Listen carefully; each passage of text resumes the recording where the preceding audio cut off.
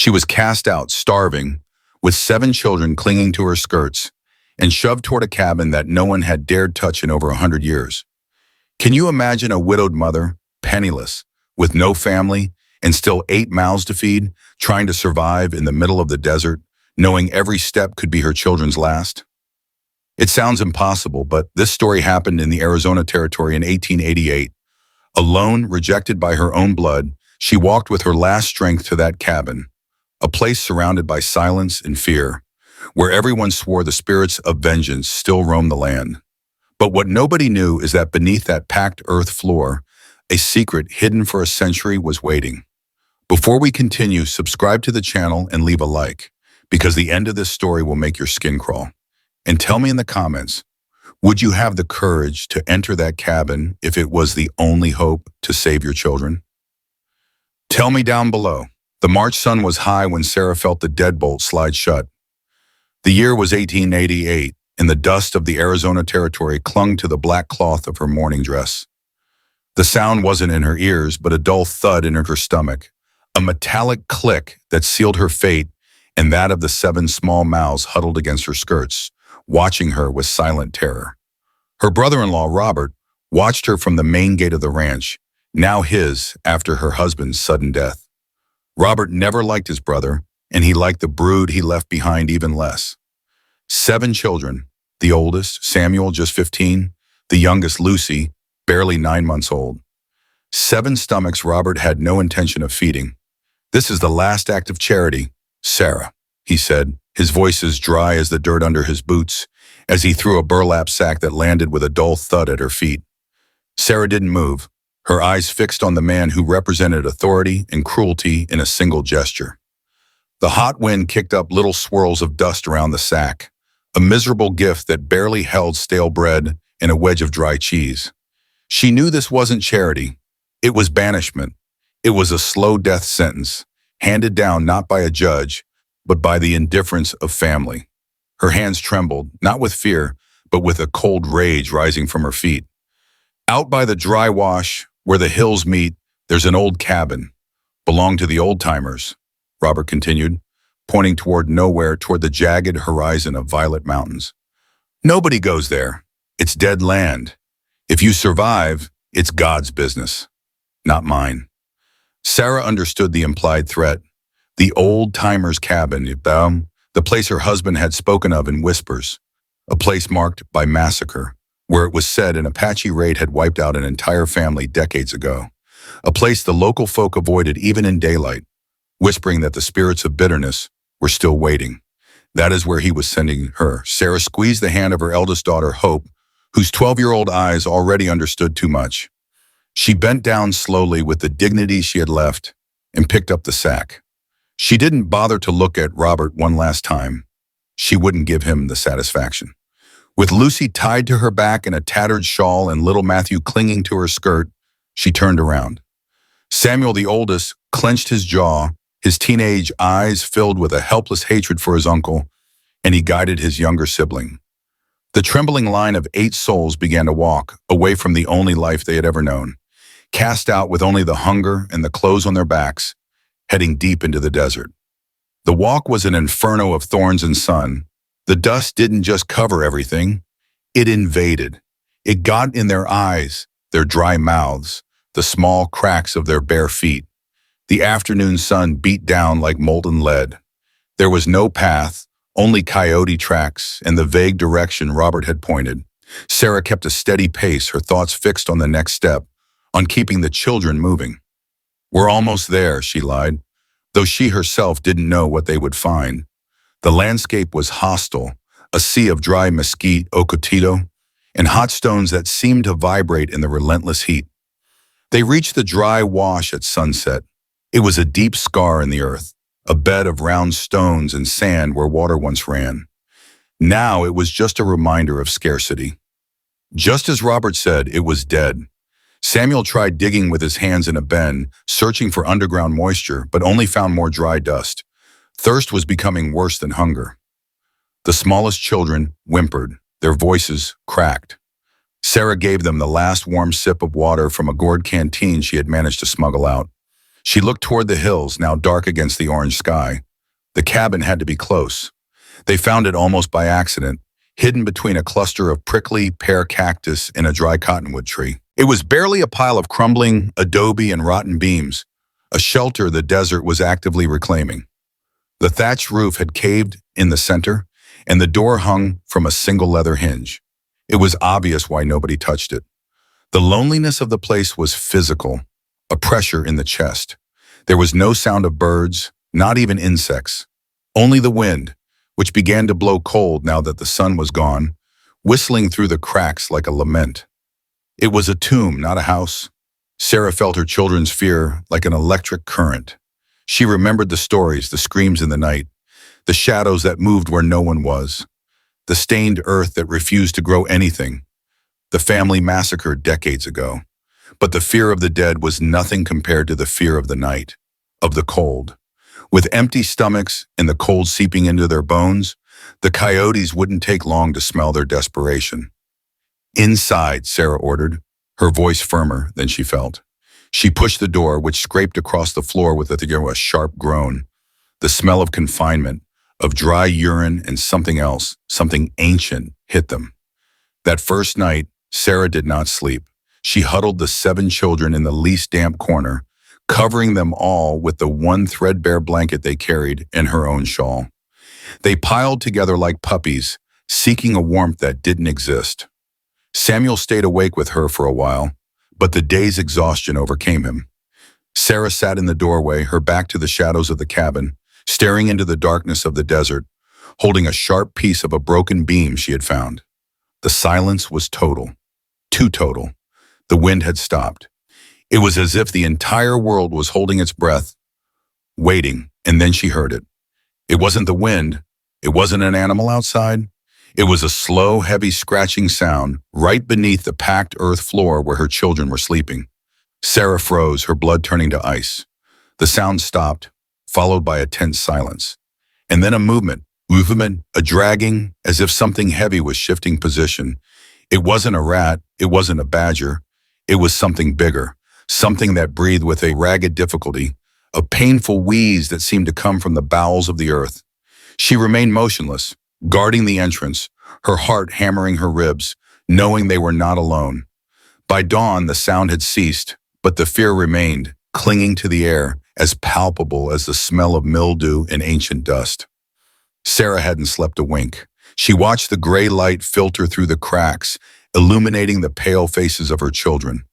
Hunger was a dull ache in her own stomach, but Lucy's weak cry, a sharp whimper for lack of milk, was a far worse torture. She stood up, her limbs stiff. Outside, the desert was brutal. Samuel approached her, his face serious. "What was that, Mother?" he asked. Sarah shook her head. "An animal, son, looking for shelter. It won't harm us." But her own voice sounded hollow. The next 2 days were a slow torture of starvation. The stale bread and cheese were gone. Sarah tried boiling some mesquite leaves, but the result was a bitter, indigestible brew the children spat out. Hunger became another person in the cabin. It turned the younger children listless and weepy, and the older ones irritable. Hope tried to distract them with games of pebbles, but her own hands trembled from weakness. Samuel took the only kitchen knife, its tip broken, and went out. He spent hours under the blazing sun setting traps with fibers from the burlap sack. He checked holes, looked for quail nests, chased lizards. He returned at sunset, hands bloody from thorns, his eyes downcast. He had nothing. That afternoon, the crisis hit. Lucy, the 9-month-old, began to burn with fever. Her body, already weak, couldn't fight. Sarah's own breasts were dry from hunger and anguish. The baby's cries, which had been weak, turned into sharp, shallow gasps. Sarah held her, rocking uselessly, feeling the unnatural heat. Her forehead was burning, her lips were cracked. Sarah knew what fever meant in a child so small, with no food or medicine. It was the beginning of the end. Desperation pushed her back outside. She ran, scratching herself on dry branches, frantically looking for anything her grandmother had taught her. She looked for prickly pear fruit, but they were dry. She looked for the pulp of a barrel cactus, but she had no machete to cut through the armor of spines. She looked for coyote weed, damiana, anything. She found nothing. The desert was a locked chest. She returned empty-handed. The sun was setting. Lucy's feverish cry met her at the door. That night, the sound returned. As soon as darkness settled, the scratching came back. But this time it was stronger, more insistent. It sounded like claws on stone, right where they slept. The older children woke with a jolt. Matthew, age 6, let out a scream, setting the others off. Panic seized the small room. Samuel scrambled to his feet, grabbing the sharpened beam. Sarah tried to calm the children while holding Lucy, who was now trembling with chills despite the fever. The noise beneath them was constant, a heavy movement that made the very earth vibrate. Sarah felt herself breaking. Hunger gnawed at her. Lucy's fever burned her hands. The terror of her other children broke her heart. And the sound beneath her feet threatened her sanity. They couldn't survive another night. Robert hadn't sent them here to survive. He'd sent them to disappear, to let the desert, or whatever lived in it, do his dirty work. The image of her brother-in-law, safe and well-fed, brought a wave of nauseating hatred. No one was coming. She looked at the dark corner where the sound was coming from. Then she looked at Lucy, whose glazed eyes barely focused. The baby's cry was fading. It was the sign. Death was entering the cabin. Sarah stood up. The fear of the unknown below was immense, but the terror of watching her daughter die was greater. The certainty of the death in her arms defeated the fear of the death that might be waiting. "Shed some light there," she told Samuel, pointing to the corner. They had no matches, only the pale moonlight from the doorway. Sarah walked to the corner. The sound stopped abruptly. She lifted the beam. "If it's an animal," she thought, her mind suddenly cold and clear, "I'll kill it. We'll kill it and we'll eat. If it's a spirit, I'll beg for mercy and offer my soul for my children's." She followed the sound to the darkest corner, where the adobe met the raw foundation stones. The packed earth looked different here, looser, and several flat stones seemed to have been placed intentionally, not as part of the structure, but to cover something. "Samuel, bring that broken beam," she ordered. "Pry with me." The smell rising from the stones was strange. Not the stench of a dead animal, but a dry smell of ancient dust, old leather, and dried herbs, almost like a forgotten tomb. Together, mother and son used their last strength to move a heavy flagstone. It scraped against the dirt, revealing a dark hole beneath, a small, forgotten cellar. The smell intensified. It wasn't a smell of death, but of stillness. She handed Lucy to Hope. "Hold your sister and don't move." Samuel, using the beam, poked into the darkness. The blow sounded dull, hitting wood. There was no growl, no movement. Sarah knelt, her eyes adjusting to the blackness. And then she saw it. Not a creature, but a shape. A large, dark box in the center of the hole. Her heart leaped. Gold, silver, jewels left by the original owners, hidden from the raids. "Help me," she told Samuel. They dragged the chest out into the moonlight. It was an old wooden trunk bound with rusted iron bands. The padlock was a mass of red rust. Samuel didn't wait. He grabbed a loose stone and began smashing the lock with desperate fury. Finally, with a metallic crack, the lock shattered. Sarah put her hand on the lid. This had to be the answer. She lifted the heavy lid. The children gathered around. She reached inside, expecting the cold touch of coins, but her fingers touched no precious metal. Inside, there was no gold. The first wave of disappointment was so bitter, Sarah almost collapsed. What her hands touched was dry skin, brittle paper, and cold glass. The chest was full of strange objects. Thick books bound not in cowhide, but in soft, worn deerskin. The yellowed pages were covered in intricate drawings of plants, stars, and symbols she couldn't recognize. There were dozens of small wooden drawers, each with a handwritten label. One held dried seeds. Another held brightly colored powders. There were polished black stones, smooth and cold, carved into animal shapes. A snake, an eagle, a coyote. There were obsidian tools, knives as sharp as razors, and at the bottom, packed in dry straw, were dark, hand-blown glass jars sealed with wax. It was the trunk of a healer, perhaps a medicine man. What good was this? She couldn't eat books. She couldn't dress her children in colored powders. And then Lucy let out a sharp cry, a spasm that shook her small body. She was convulsing. The fever was killing her. Lucy's convulsions snapped Sarah back to reality. Desperate, her eyes swept the contents of the chest. She was no longer looking for wealth. She was looking for a miracle. She grabbed the glass jars, ripping at the wax seals. One smelled of wet earth, another of pine. Her trembling hands dug to the bottom beneath the deerskin books. She found one last vial, not of glass, but of dark ceramic, small and heavy, sealed with red wax. In that same instant, Lucy arched in Hope's arms, her back tight as a bow, a choked gasp leaving her blue lips. Sarah tore at the wax seal. It crumbled, releasing an overwhelming scent. It was sweet and penetrating, a smell of honey, but a wild honey from the desert, mixed with the resinous scent of creosote bush after a rain, and something else, earthy and warm. It didn't smell like a pharmacy. It smelled like the earth itself. The scent transported her.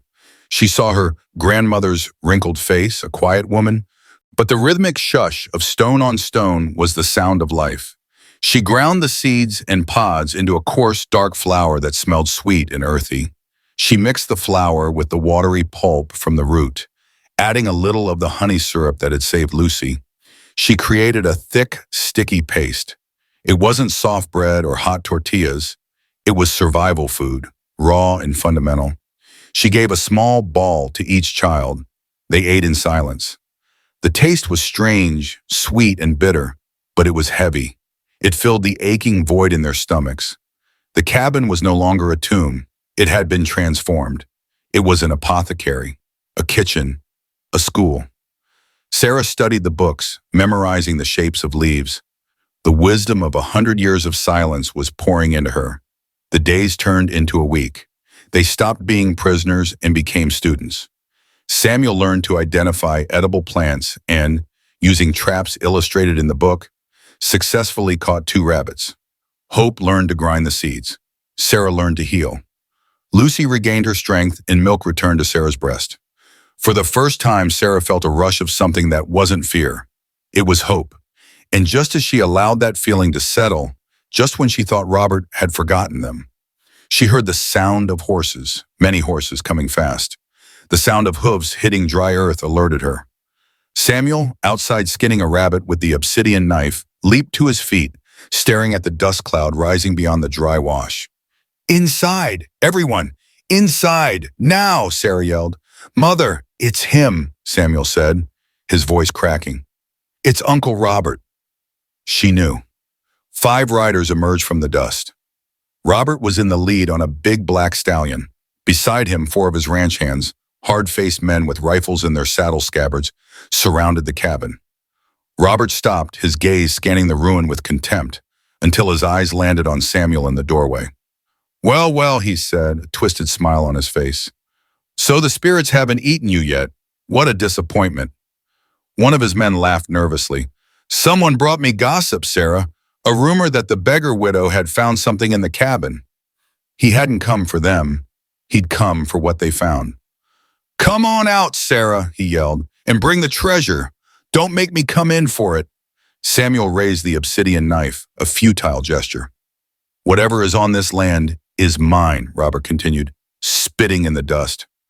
"Every rock and every cent of gold those old-timers buried is mine by law." Sarah stepped forward, gently pushing Samuel behind her. She settled Lucy, awake but calm, on her hip. She walked slowly from the shadow into the brutal sunlight. She was not the same woman he had cast out. Her clothes were still rags, but her eyes were steady. There was a stillness in her, a dignity. Robert seemed thrown for a second. He expected tears, begging, not this stony calm. "Well," he snapped, "where is it?" Sarah held his gaze. Behind her, the chest lay open, the deerskin books, jars, and colored powders visible. "There is no gold, brother-in-law," Sarah said. Her voice was quiet, but it cut the air with more edge than obsidian. "We found nothing that would be of use to you." Robert laughed. "Do you think I'm stupid?" The hand said he saw a chest. "It's true," Sarah admitted, unbothered. "There is a chest. It's open. You can see for yourself. But I'm telling you, Robert, there was nothing here your money could buy." Her calm, her certainty enraged him. He dismounted. "Move!" he yelled, shoving her aside. Samuel tried to step in, but one of the hands hit him in the chest with a rifle butt, sending him to the ground. Robert stormed into the cabin, his eyes adjusted, and he saw the open chest. He lunged for it, expecting the glint of gold. His rough hands plunged in and pulled out a deerskin-bound book. He stared at it, uncomprehending, and threw it to the floor. He dug again, pulling out jars and dried seeds. "What is this trash?" he roared, spinning to face Sarah, his eyes bloodshot. "This is witchcraft. Indian junk." In his fury, he grabbed the chest and kicked it over. Books, drawers, powders, and carved stones spilled onto the dirt floor. And it was then he saw it. On the lid of the chest, now visible in the light, was a symbol. A two-headed serpent, carved deep into the dark wood. Robert, a man who feared God on Sundays and the devil the rest of the week, froze. This wasn't the cross of Christ. It was something older, something his own men whispered about.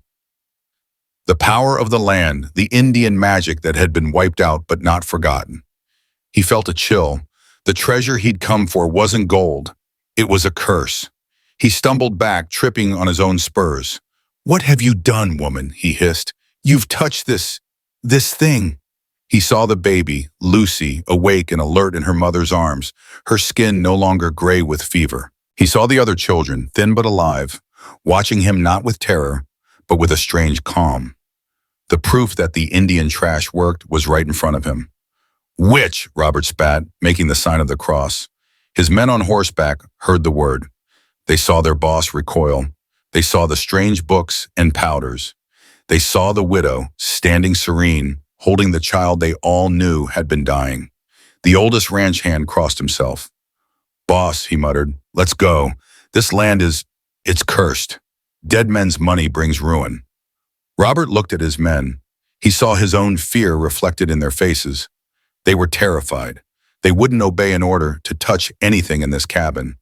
They wouldn't dare lay a hand on the woman who, in their eyes, was now protected by a power they didn't understand. Robert's greed fought one last battle with his superstitious terror. He could face a man with a rifle, but not a 100-year-old curse. He turned abruptly, almost running for his horse. "Keep your trash, witch!" he screamed. "Rot here with your demons!" He mounted his horse clumsily. "Let's go," he ordered. They spurred their horses, disappearing in a cloud of dust. The silence they left behind was different. It was a silence of peace. Sarah stood in the doorway, the dust settling. She hadn't won a fight. She had won because of something Robert would never understand: knowledge. He had seen a curse. She had found a library. He had seen witchcraft. She had found medicine. Samuel came to her side. "They're gone, Mother?" "Yes, son," she said, "they're gone, and I don't think they're coming back." She looked at the mess Robert had made. With a reverence she didn't know she possessed, she knelt and began to pick up the items. She took the first deerskin book, wiped it gently, and placed it back in the chest. Her children knelt beside her, silently helping. They weren't a rancher's hungry children. They were the heirs of a healer, the guardians of lost knowledge. Sarah hadn't found wealth, she had found wisdom. The chest contained the lost knowledge of the very land she stood on. She looked at her 7 living children and knew that Robert, by casting her out, had given her the greatest gift of all. He had taken away a life of servitude and given her the freedom of the desert. Using those books, Sarah didn't just learn to heal, she learned to read the land. She learned to find water where there were only stones, to use prickly pear spines for sowing. The cabin ceased to be a tomb and became a home. And Sarah, the exiled widow, became the master of her own destiny, a quiet healer in the middle of the desert, protected by the power her brother-in-law in his ignorance had despised. And tell me, what city are you listening to this story from? And what do you think you would do if you found yourself in a situation as desperate as Sarah's? Would you have trusted that ancient medicine, or would the fear of the unknown have paralyzed you? Sometimes the knowledge left by the ancients is the only treasure that truly matters. The months that followed were measured in lessons learned. Winter came, but they were ready. Samuel, following the diagrams, learned to mix new adobe using prickly pear pulp, a natural tough glue. They sealed the cracks. Hope learned to weave waterproof roofing from yucca and sotol fibers. When the first winter rain came, they sat inside, listening to the drops hit the new roof. For the first time, they were dry. The greatest revelation was the seeds. In skin pouches, they found corn, a blue-black corn, and tough, rock-hard tepary beans and squash seeds. The three sisters. They planted them near the dry wash. It was an act of faith. When the first green shoots broke the brown earth, the children screamed with joy. It was life from dust. Samuel stopped being a boy. The obsidian knife became an extension of his hand. He learned to hunt, but also to read the land, to understand the balance the books taught. Hope became the keeper of the fire and the grinding stone. Her rhythmic grinding became the heartbeat of the cabin. She learned to prepare the corn, to use the herbs not just for medicine but for flavor, turning survival food into real meals. The younger children flourished. They became part of the desert, agile, alert, and tough. One day a lone cowboy, Bartolo, found them. His horse was lame and he was lost. He'd heard the stories. He expected to find ghosts. Instead, he found a repaired cabin, a thriving green garden, and healthy children. He saw Sarah, who looked at his horse's infected leg. "It's infected," she said simply. She went inside and returned with a thick, dark green salve. She cleaned the wound and applied the paste. The cowboy watched, stunned. The next morning, the horse's swelling was down. He offered her his only silver coins. Sarah shook her head. "Keep your money. The earth doesn't charge for what it gives. But I ask one thing." "What?" he asked. "Spread the word," she said. "Tell people the haunted cabin is haunted no more, gang. Tell them the widow Sarah lives here. And if someone is sick, if a fever is high, if a child can't breathe, tell them to come. There is medicine here." Bartolo told the story in every ranch and saloon. The legend of the exiled widow who found power in the old cabin spread like wildfire. At first, people didn't believe it, but then a woman from a neighboring ranch whose son had the same deadly fever came in desperation. Sarah received her, recognized the symptoms, and gave her a single drop of the dark honey syrup. 2 days later, the mother returned with a live chicken and tears of gratitude. The boy was cured. After that, they never stopped coming. They brought their pain and they brought what they had: a sack of beans, a wedge of cheese, a woven blanket. They came not to a witch, but to the only doctor they knew. Robert on his ranch heard the rumors. His fury was immense. The woman he'd banished to die was now the most respected person in the territory. He tried to forbid his workers from going, but pain was stronger than fear. His own ranch hands snuck away to see Sarah when their children fell ill. Robert was left alone in his big house, rich in money but poor in respect, a powerless tyrant. The cabin grew. With the offerings, Samuel and Sarah built 2 more adobe rooms. The garden expanded. They had goats for milk and chickens for eggs. The haunted cabin became a center for healing. Years passed. The path to the dry wash became a well-worn road, beaten not by fear, but by hope. Her children grew up defined not by the wealth they lost, but by the knowledge they gained. Samuel married Bartolo's daughter, founding the first new home of the small community. Hope followed in her mother's footsteps, becoming the heir to the knowledge, traveling to distant ranches to heal those too sick to travel. And Lucy, the baby saved by the honey, grew up strong and free, a living symbol of the new life her mother had clawed back from the jaws of death. Robert grew old in his empty ranch, rich and bitter, dying alone, forever haunted by the memory of the woman and the chest his fear kept him from claiming. One evening, many years later, Sarah, now an old woman with hair as white as the desert salt, sat in her doorway. A small village, the homes of her children and grandchildren, buzzed with life around her. She held the small ceramic vial, now almost empty. Samuel, gray but strong, sat beside him. "What are you thinking, Mother?" he asked. Sarah looked at the purple hills. "I was thinking about fear," she said softly. "For 100 years, people were afraid of this place, afraid of the dead.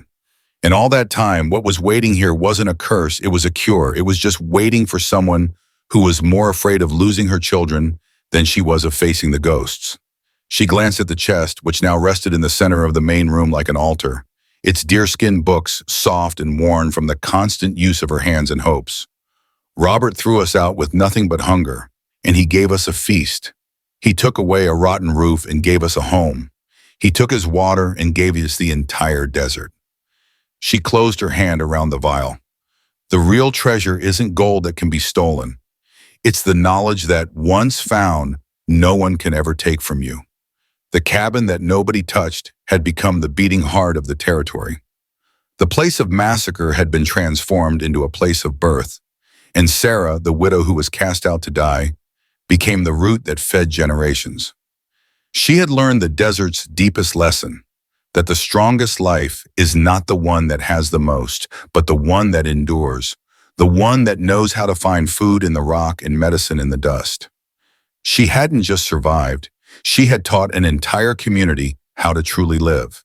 And that is the story of Sarah, the woman who was exiled to the heart of fear and found the wisdom to build a home. Her story reminds us that sometimes what looks like a curse is just a blessing in disguise, waiting for us to have the courage to open the chest.